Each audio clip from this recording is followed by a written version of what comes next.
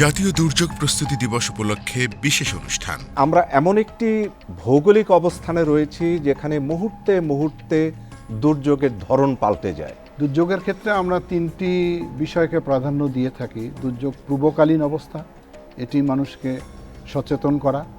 দুর্যোগ চলাকালীন উদ্ধার এবং অন্য অন্য কার্যক্রমকে আমরা প্রাধান্য দিয়ে থাকি।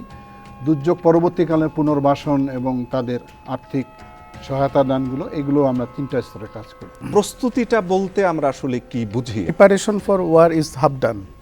যে কোনো বিষয়ের যদি প্রস্তুতি থাকে সেখানে অর্ধপথটা আপনি কাভার করে ফেলবেন। যে কোনো কার্যক্রম গ্রহণের ক্ষেত্রে আপনার একটি প্ল্যানিং থাকতে হবে, আর স্ট্র্যাটেজি থাকবে। আপনারা তথ্যটা কিভাবে পৌঁছে দিচ্ছেন? আমরা দেখলাম যে পরপর 4টা ঘূর্ণিঝড় 4 বছরে বাংলাদেশে আঘাত হানলো। আবার বন্যার দিকে যদি আপনি খেয়াল করেন দেখবেন 2020 সালে 5 বার বন্যা হয়েছে। স্বেচ্ছাসেবক দেখে আমরা যারা কোস্টাল এরিয়াতে কাজ করে তাদেরকে তো আমরা দক্ষ করে তুলেছি। আমরা যে নতুন করে পরিকল্পনা গ্রহণ করতে যাচ্ছি। গ্রন্থনা ও উপস্থাপনা ডক্টর মোহাম্মদ মঞ্জুরুল হক, প্রযোজনা মোহাম্মদ তানভীর আহমেদ খান। দেখবেন আজ রাত 10টায়। ধরনের কার্যক্রম থাকবে।